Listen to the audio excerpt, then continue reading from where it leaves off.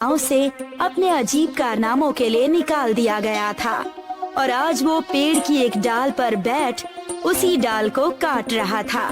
एक दूसरा व्यक्ति जो श्रीमंत दिख रहा था, वो इस घटना को देख रहा था। उसने जाकर विक्रम से पूछा, अरे भाई, ये क्या कर रहे हो? देख नहीं रहा कि डाल काट रहा हूँ। अरे भाई, अगर तुम इस तरह से डाल को काटोगे तो खुद भी गिर जाओगे। कुछ भी कहते हो, तुम बस देखते जाओ।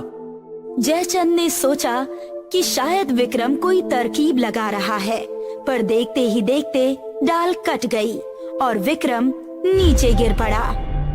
मैं भी कहां इस मूर्ख की बातों में आकर इसे देखने लगा। हाय, बहुत दर्द हो रहा है, लेकिन देखा डाल तो कट गई ना। अब इस डाल का क्या करोगे? कुछ नहीं, अगर किसी को जरूरत पड़ी तो वो ले जाएगा। अब मैं चला, मुझे राजा से मिलना है, बहुत जरूरी काम है। अच्छा, क्या काम है? तुम्हें क्यों बताऊं? राजा और मेरे बीच की बात है। ये कहकर विक्रम राज्य की तरफ बढ़ने लगा और जयचंद उसके पीछे पीछे जाने लगा। जैसे ही विक्रम ने राज्य में पैर रखे, वैसे ही वहाँ वर्षा शुरू हो गई। देखा कैसे मैंने आते ही वर्षा करा दी। मूर्ख, तो वर्षा अपने समय से हुई है, तुम्हारे आने से नहीं। पास ही के खेत में कुछ लोग थे। उन्होंने ये देखा और विक्रम के पास आकर कहने लगे, प्रभु, कौन है आप? इस जगह पर 1 वर्ष से वर्षा नहीं हुई और आपके आते ही वर्षा शुरू हो गई। धन्य है प्रभु, आप धन्य हैं। आपके दिव्य चरण इस गांव में पड़ते ही हमारे तो भाग्य खुल गए। आप इसी गांव में रहिए और कहीं जाइएगा नहीं। गाओ, मेरे गुणगान गाओ और सबको बताओ, विक्रम आ गया है और राज्य के दुख काट गया है।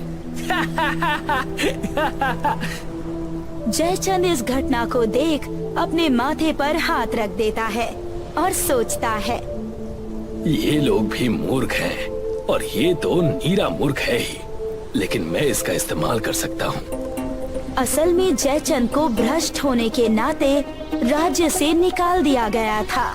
इसी कारण वो राज्य के बाहर जंगल में था। जयचंद मौके का फायदा उठाकर लोगों से कहता है, ये है बाबा विक्रम, मुझे राज्य से बाहर निकाला गया और मैंने इनसे मदद मांगी तो आज इन्होंने मेरी मदद कर दी है। जाओ और ये बात पूरे राज्य में बता दो। अरे पर बारिश तो मैंने कराई, तुमने मदद कब मांगी मुझसे? बाबा विक्रम कहना चाह रहे हैं कि यदि कोई मदद ना मांगता तब भी वो तुम सबकी मदद जरूर करते। बहुत उदार है बाबा।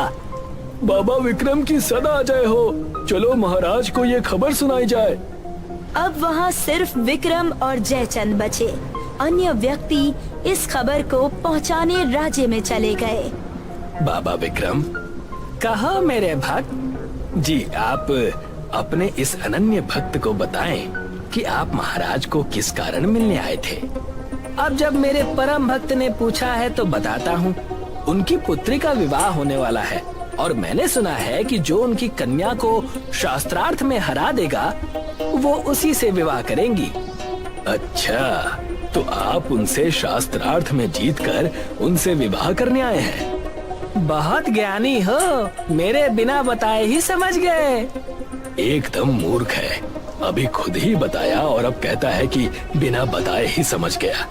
छोड़ो, वैसे भी मुझे तो बस अपना काम निकालना है। चलो अब राजा के पास चलते हैं। आप क्यों जाते हैं?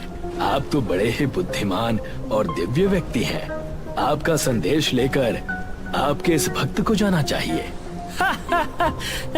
सही कहते हो। जाओ भक्त और राजा से कह दो कि मैं शास्त्रार्थ करने आ रहा हूँ।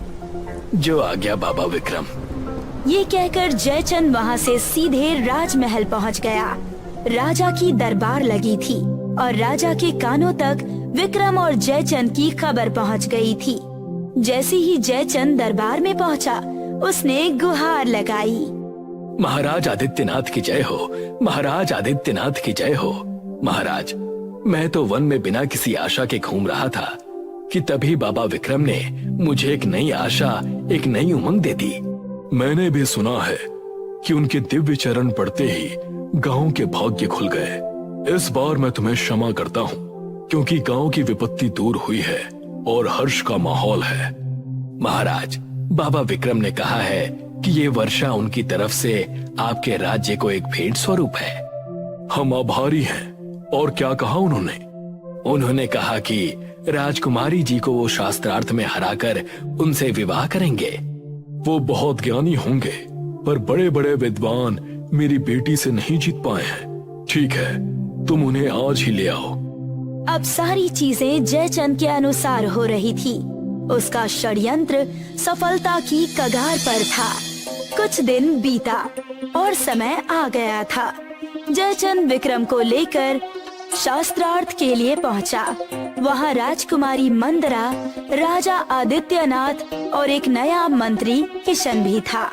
स्वयंवर का शास्त्रार्थ शुरू किया जाए। क्षमा कीजिएगा महाराज, लेकिन बाबा विक्रम का कुछ कहना है। आप वो पहले सुन ले, फिर ये स्वयंवर शुरू किया जाए। कहिए, क्या कहना चाहते हैं आप? विक्रम मौन रहा। ये देख मंत्री ने किशन से पूछा, कहीं मौन व्रत तो धारण नहीं कर लिया है आपके बाबा ने? बिल्कुल सही समझे आप मंत्री जी।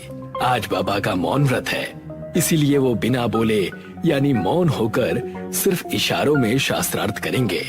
बाकी अगर राजकुमारी चाहें तो वो आम तरीके से कर ले। आप किसी भी तरह से शास्त्रार्थ करें, हमें कोई